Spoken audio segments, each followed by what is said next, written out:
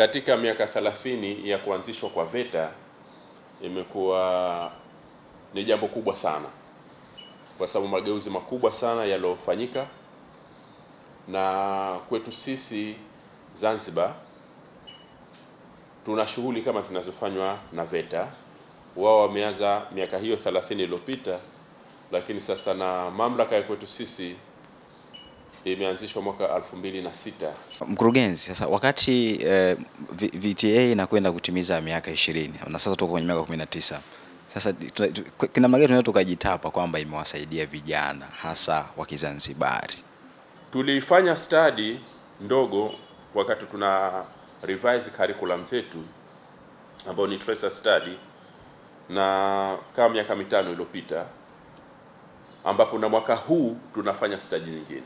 Lakini miaka 5 iliyopita tuliona kwamba asilimia 67 mpaka 70 ya vijana wetu waliokuwa wamehitimu kwa wakati huo, ni sampling iliyokuwa imefanyika, wamo katika soko la ajira. Waliokuwa wameajiriwa katika taasisi za serikali, wameajiriwa katika private sector, na wako waliokuwa wamejiajiri wao wenyewe.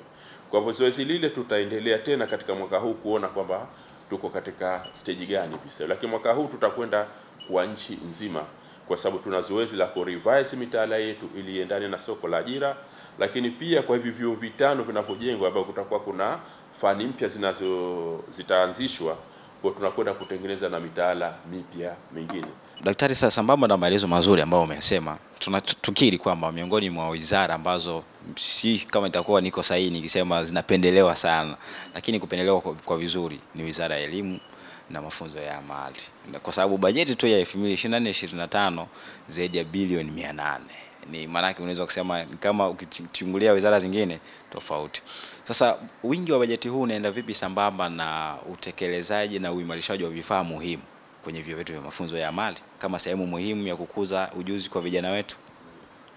Serikali kwa ufupi kwamba haikukosea kuona kwamba inatunisha kidogo ule mfuko wa Wizara ya Elimu, kwa sababu kuna mambo wale waliokuwa sekondari zinabidi ziongezwe, kuondosha zile double shift, kuwa na shift moja tu ya asubuhi mpaka jioni. Lakini pia na haya mafunzo ya amali ambayo ndio mwelekeo wa sasa hivi, kwamba vijana waanze mafunzo ya amali tokea sekondari na wao waweze kupatiwa mafunzo haya. Kwa hivyo haya yaliokuwa sekondari na vile vyuo vya mafunzo ya amali, ina maana napo ni sehemu ya fedha zile zilizopangwa, ili kuona kwamba tuna vifaa vya kutosha katika karakana na zile za kufanyia kazi kama kawaida. Sasa daktari, tumalizie kwa matarajio yetu kama mamlaka. Wananchi pia watarajie nini kupitia mamlaka hii ya mafunzo ya amali, na iwe kimbilio sasa na vijana ambao wanatoka katika skuli na wanasema bwana, tunataka tuende huko kwa sababu fulani?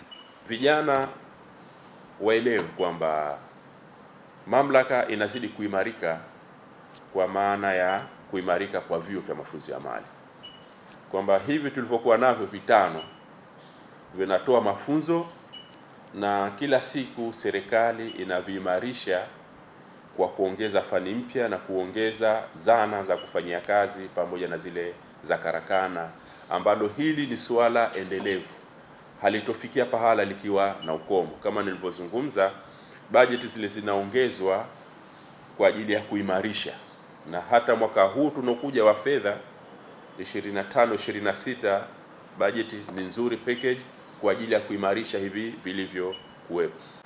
Daktari, mimi nikushukuru sana. Nashukuru sana ndugu mtangazaji. Asante. Karibuni sana mamlaka ya mafunzo ya amali wakati wowote. Asante.